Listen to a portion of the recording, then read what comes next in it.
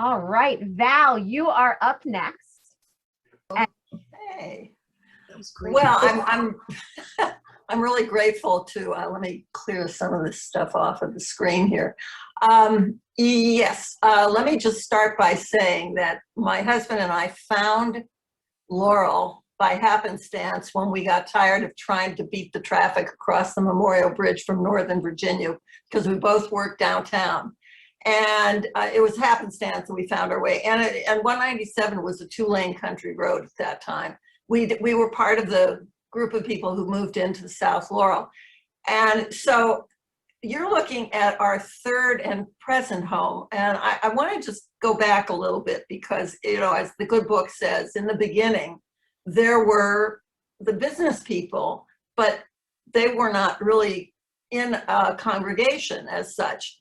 And it was really about people younger couples who had come to the area from Greenbelt, even some from Bowie, but the surrounding areas, who were living here, but really had no sense of there being a Jewish community as such.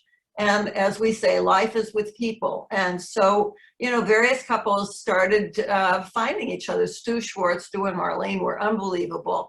I think my other favorite story is Joel and Marty Guzman, who also still live here in Montpelier, said that they were living, I think, in, I don't know, it was Fox Rest Apartments. And there was a knock on her door one day, and the diaper man delivered the diapers and said, by the way, I see that you're Jewish, because there was a mezuzah on the door.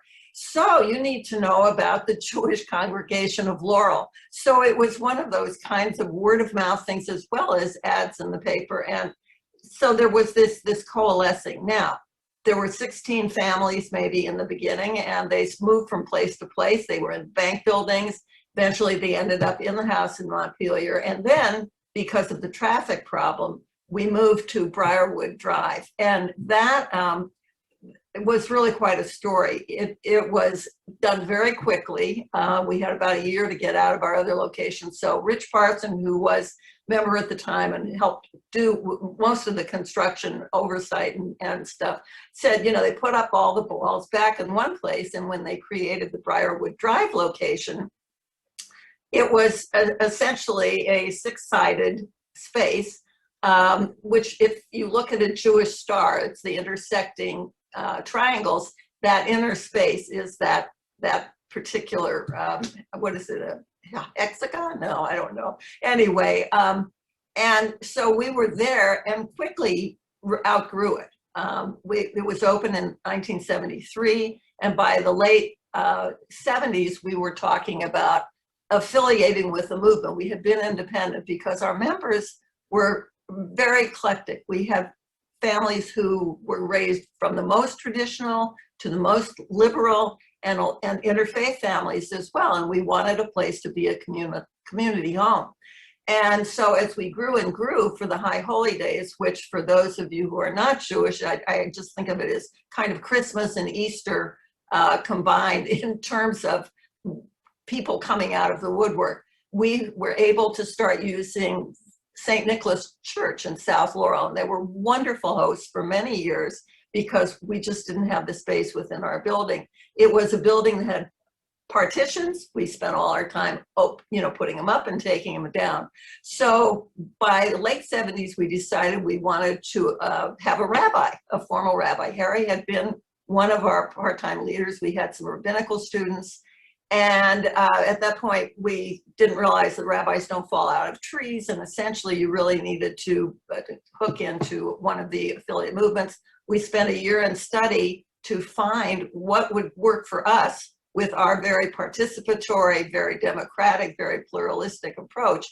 And lo and behold, we affiliated with the Reconstructionist movement. I won't bother you with that discussion, but then it was a question of the rabbi. And we had made one offer, and it was declined for personal family reasons. The individual stayed near the seminary in Philadelphia. And lo and behold, one of our prior student rabbis, a guy named Steve Sager, had a friend named Gary Fink, who was a college buddy. And Rabbi Fink was then working at a congregation in Long Island and really wanted to have something of his own. Both he and his wife were from the Washington, Baltimore area. And lo and behold, we hired Rabbi Fink in 1980. And that began his 26-year time with us, during which we really expanded. And by the early 80s, we said, we have to think about what's next. Can we expand on Briarwood Drive? No, it was too complicated from a zoning standpoint. And that building was also overseen and constructed by Rich Parson. But, you know, the leadership from Stu and then Bob Levan and Irv Goldstein and Harvey Post and a number of others were in from the get-go on this.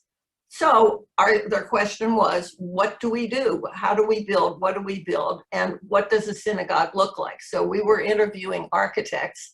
And the one that really caught our fancy, and I think was probably in my living room in '83, this man named Travis Price, who today is a really well-known architect, very strong early passive solar. But the question he asked, and by the way, he was sort of a Zen Baptist Episcopalian army brat, really had not built a synagogue before, but he asked the right question. And he said, how do you want it to feel? And we went from there, and it became an extraordinarily participatory process. We had committees for everything, from the functions to the aesthetics to the symbols to this, that, and the other thing. And what you see here was when 8 years later, after wandering around and trying to find property, we were able to find this property on the corner of Olive Branch and Van Dusen, which is really across from the shopping center. But apparently it turns out if you pay for the road, you get to name it. So we named it Olive Branch because, as Fran mentioned, we were originally the Jewish congregation of Laurel. And by 73, 74, we decided it was appropriate to have a Hebrew name. Oseh Shalom is translated as one who makes peace or makers of peace. And so we branched from there. Our bottom line was that every space had to have at least two purposes, because we couldn't afford to build out enough space for the high holidays and just let it sit there during the rest of the year when we had smaller services on Shabbat and the holiday and the festivals. And Travis was really quite extraordinary in terms of managing the process with really every member of the congregation was involved in one way or another. And the result was something that we love to be in. What you see on the right were the models. And just to tell you, we had a mock-up model which was on a huge piece of plywood, which was schlepped to St. Nick's at the holidays for at least 2 or 3 years. And it would sit there as a reminder of why we were grateful for our hosts at St. Nick's, but we really needed to get out of there and let them have the church back. But we picked up some wonderful ideas from their structure as well. So what you're looking at is the beginning of the metal structure. Travis, Gary, Mark Goldberg, who's a past president also, and myself were involved. Mark was really the everyday kind of overseer of the construction. We had professionals doing it, but Mark is an engineer and was type A, who I think checked every rivet in the metal and who spent his nights figuring out how to solve the next day's problems. My kids think that was their third child in my family. His wife probably thinks it was the other woman. It was a very intensive process, but it took shape. And so by 1990, we began the construction, and that's what you're looking at there. So we'll see. I'm not sure what Ann has pulled up next. So these are just some documents from the early days. The dedication of the Briarwood Drive building and the first annual report. Now I have to say, my husband and I had lived here since 1968. We found Montpelier because we couldn't stand Northern Virginia's commute. And in the end, what really attracted us was the city of Laurel, believe it or not. We said, you know what's great? It's a real place. I mean, there was a hardware store, there was Gavril's pharmacy and soda shop and all of the places that Fran and others have mentioned. And so instead of going to Columbia, we moved to Laurel and have been here ever since. So it's been 53 years, but we had not quite joined yet. We knew they existed. So, but this was a very important date for the community. So this is where we are. These are wonderful photographs. The one at the bottom, I think, is in the late afternoon sun when it's absolutely spectacular. The top photo is the view from the street before the landscaping. And the building is meant to be a teacher, because the question is, what is a synagogue? What is standard about a synagogue design? And there really are very few things. Unlike churches, which are based on either the Greek cross or the Latin cross, synagogues have been everywhere that Jews have been in the world over time. And so here, what you see it's a kind of a symbol of the wall in Jerusalem, the decayed wall, the western wall of the second temple. The stripes are the kinds of stripes that you see in Middle Eastern architecture. You see it in Jewish prayer shawls, and you see it in the leather straps that very traditional Jews wrap themselves with when they're saying their prayers every day. The blue is, it's kind of a Jewish color. The dark blue was, again, that thread of blue, which usually is in most of the traditional prayer shawls at some point. And the roof, well, it's like a skull cap, a yarmulke. And it's, again, a universal. A circle is infinite, and it's another reminder. The material of that, by the way, was something very new. It's cowwall. It's a is it a plastic? I can't remember, but it's layered with metal ribs in it. And it was the first time it was used in such a large size in any of the structures that this company had. But it's very solar friendly. And we had to replace it about, I don't know, maybe 5-6 years ago, which was quite a project to be able to remove all the parts and get the new ones put into place within a very, very brief period of time.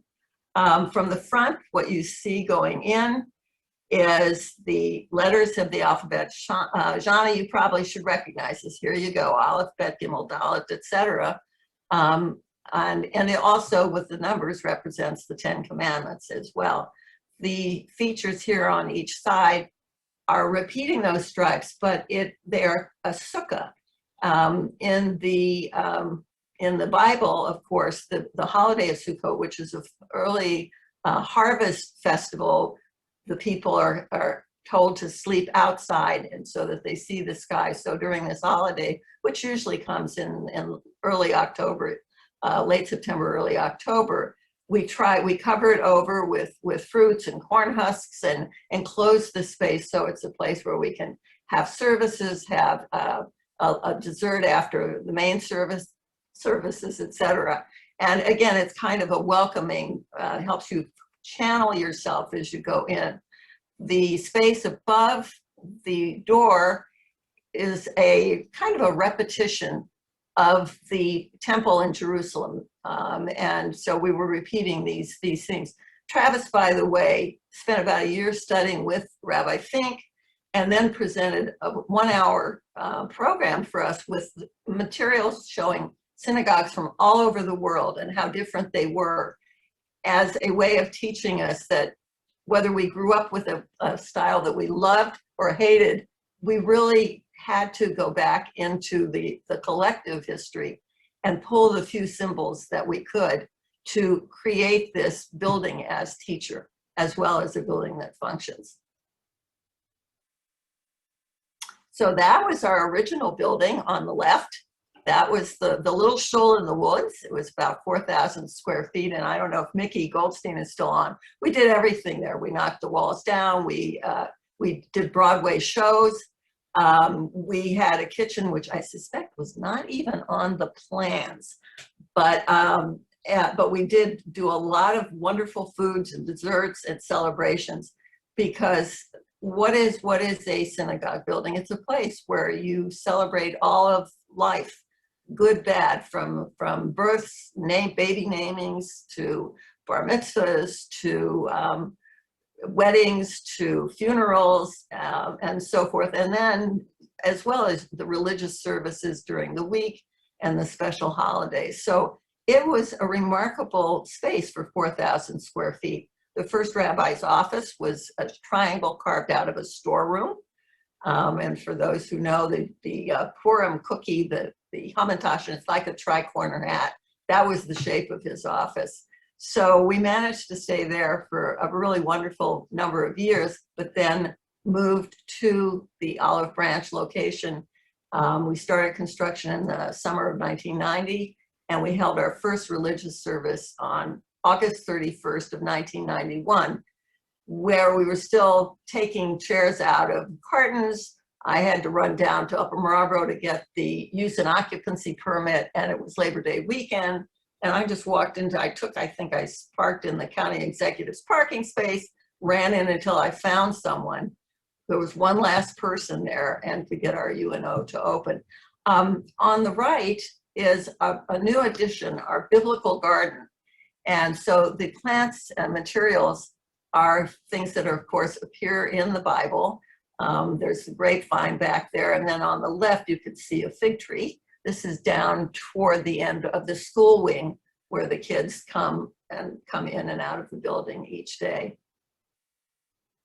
So the school wing is on the right, and the sanctuary in the middle, and then the social hall on the left, and the kitchen. So these are some great shots that were taken. These are more recent, but obviously with the moon at night, when the building is lit up, it really looks like a stage shot. But the same cow wall material is used for the rabbi's offices on the right, and for the kitchen on the far left here, and in the dome and in the entry hall. So what it's doing is allowing light. You really have a sense of the changing of the seasons and of the day. When it rains, you feel it. We had a very interesting high holiday service where it was literally storms, lightning, thunder, and I remember the rabbi tried to raise his voice over the storms, but we really feel part of nature. And of course, you see the cherry blossoms here. So these are our various prayer books over the years. We were not affiliated, as I mentioned, and we made up our own prayer books from other prayer books and created poetry and readings from a number of different places. And then when we affiliated with the Reconstructionist movement, which for those who are not familiar, is the first American-born Jewish movement really back in the 20th century, earlier 20th century. So the two books on your right and their cover pieces are here, the right with the burgundy and the facing pages in here. But the prayer books that we put together were really a wonderful labor of love. John Reel, who has been a member and former president and a religious vice president forever, was truly instrumental in these. Now, I have to mention that, so the Rabbi Fink was with us. And then I think, what was it, in 1974, a young man wandered in by the name of Charlie Bernhardt. And I think he says what hooked him was that we were doing one of the liturgical pieces to the tune of Turkey in the Straw. And he thought, this is a place for me. Charlie's background is as eclectic as the congregation. He has total grasp of the traditional chanting and liturgy, and plays a guitar, and is a folkie from the get-go. Charlie has been our cantor part-time for 36 to 37, and he is now officially emeritus. And so we know we can't replace him, but we'll be looking for someone to fill the role in the meantime. And I know Charlie has been part of all of this as well. So I think that covers. So here you see, when you go into the building, there's the dome up there. And when you look on the upper right, you see what we've done. We've kept it very simple. The striping are these leather straps with the prayer, the Shema, which is what, if Judaism has one common core, it is that God is one. And that's the prayer that's in the little leather box, but this represents that.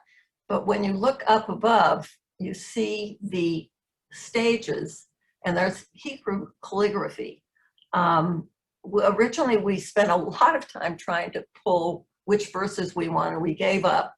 And so there are pieces of the liturgy. So creation, revelation, and salvation, or however you understand it, is represented on the band going, the blue rectangular band, and then the two up above it. And so again, the building is teaching, because you're sitting there, and the theory is, if you don't know what it is, you hopefully will sort of check it out and want to learn it and improve your Hebrew reading skills and learn the lessons. Down at the bottom, the entry into the sanctuary is from a lobby which has, again, the same kind of design. It's called corbelling, that step back design, which was a feature of the Second Temple in Jerusalem. So we were picking up on that, and we have little gardens on either side of the lobby there. So you're looking straight in, and when you come in the building, that is your focus, is the sanctuary. That's the place where life cycles and services happen. And then the school is in the wing to the right, and the social hall and kitchen to the left. At the high holidays, we solved our problem of space by creating garage-type doors at the far sides of the sanctuary that open into the classrooms, which provide expanded space.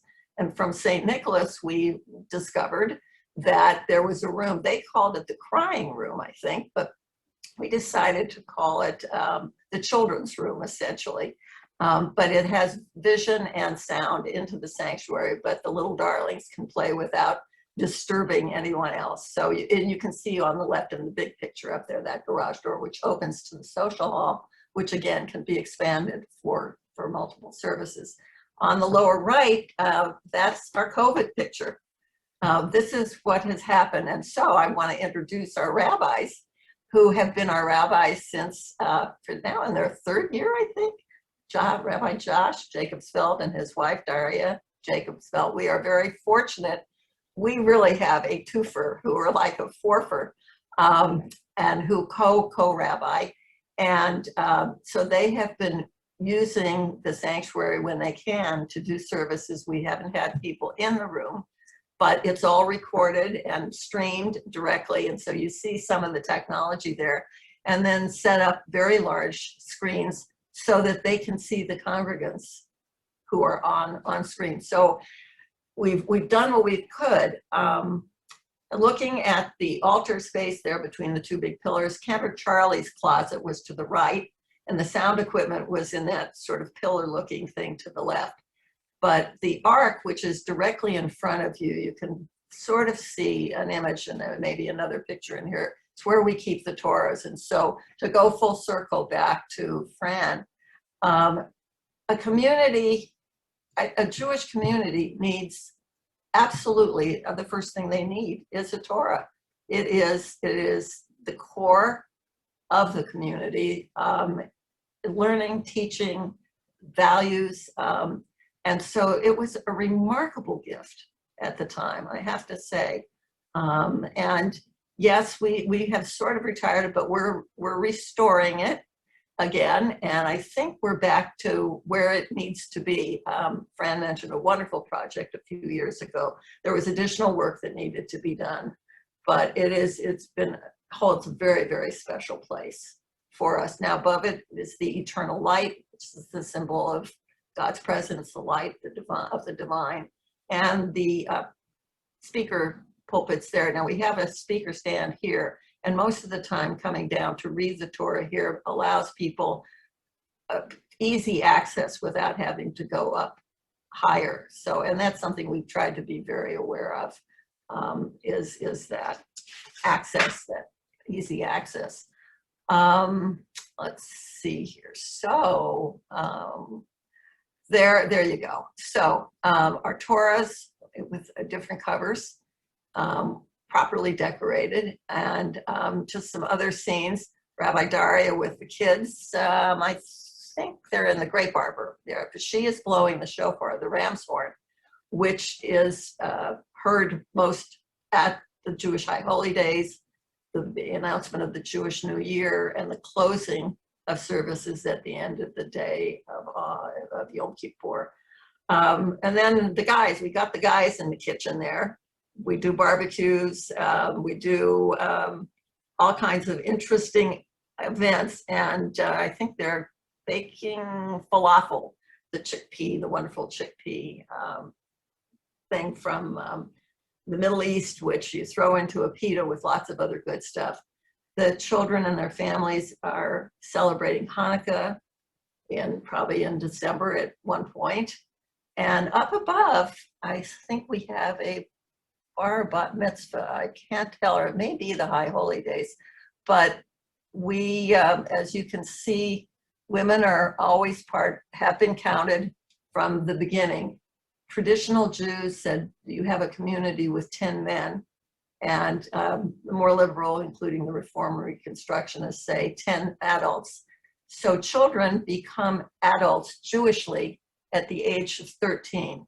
They can study and read from the Torah, but whether you have a bar bat mitzvah, and girls have been since 1922, you are of age. You're considered religiously and morally of age at 13, and you are entitled to be up there saying the blessings and reading from the Torah itself. So we have grown and shrunk and grown and shrunk and grown.